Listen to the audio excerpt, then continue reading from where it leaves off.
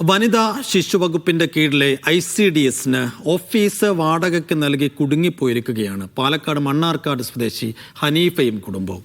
5 വർഷം മുൻപാണ് ഈ ഓഫീസ് പ്രവർത്തനം അവസാനിപ്പിച്ചു. പക്ഷേ സാധനങ്ങൾ കൊണ്ടുപോയിട്ടില്ല.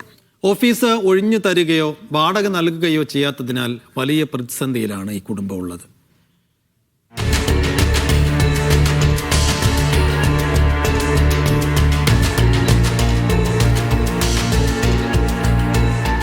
ICDS ഓഫീസും ശൈശവവിവാഹ നിരോധന ഓഫീസറുടെ കാര്യാലയവും പ്രവർത്തിച്ചിരുന്നത് മണ്ണാർക്കാട് നഗരത്തിലെ കോടതിപ്പടിയിലെ ഈ കെട്ടിടത്തിലാണ്.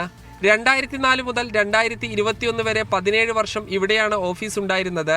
2021 ഓഫീസ് പ്രവർത്തനം മണ്ണാർക്കാട് ബ്ലോക്ക് പഞ്ചായത്തിലെ കെട്ടിടത്തിലേക്ക് മാറ്റി. പഴയ ഓഫീസിനകത്ത് മേശയും കസേരയും അലമാറകളും ഫയലുകളും കമ്പ്യൂട്ടറും വരെ ഉണ്ട്. ഇതെല്ലാം അകത്ത് വെച്ച് പൂട്ടി ഉദ്യോഗസ്ഥർ പോയി. 5 വർഷമായി വാടകയില്ല. അകത്തിരിക്കുന്നത് സർക്കാരിന്റെ സാധനങ്ങളായതിനാൽ പൂട്ടുപൊളിച്ച് അകത്ത് കടക്കാനും വഴിയില്ല.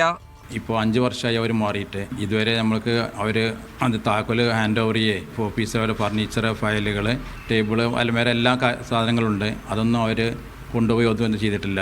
ഒരു ഏകദേശം 2500 സ്ക്വയർ ഫീറ്റ് സ്ഥലം നമുക്ക് ഒന്നിനും ഉപയോഗിക്കാനും പറ്റാതെ വാടകയും കിട്ടാതെ ഇങ്ങനെ നമ്മൾ അത്രയും ബുദ്ധിമുട്ടിച്ചുകൊണ്ടിരിക്കുകയാണ്. സാധനങ്ങൾ മാറ്റിത്തരണമെന്നാവശ്യപ്പെട്ട് ICDS ഓഫീസർ മുതൽ മുഖ്യമന്ത്രിക്ക് വരെ പരാതി നൽകിയിട്ടും ഒരു നടപടിയുമില്ല. മണ്ണാർക്കാട് മുൻസിഫ് കോടതിയിൽ കേസ് നടക്കുന്നുണ്ട്. ICDS ഓഫീസിന്റെ പേരിലുള്ള വൈദ്യുതി കണക്ഷൻ KSEB വിച്ഛേദിച്ചു. ഇത്രയും കാലത്തെ വാടക ലഭിക്കുമെന്ന് കെട്ടിട ഉടമയ്ക്ക് വലിയ പ്രതീക്ഷയൊന്നുമില്ല. നിലവിലെ സാധനങ്ങൾ മാറ്റി നൽകിയാൽ 2000 സ്ക്വയർ ഫീറ്റ് കെട്ടിടം മറ്റാർക്കെങ്കിലും വാടകയ്ക്ക് നൽകാം.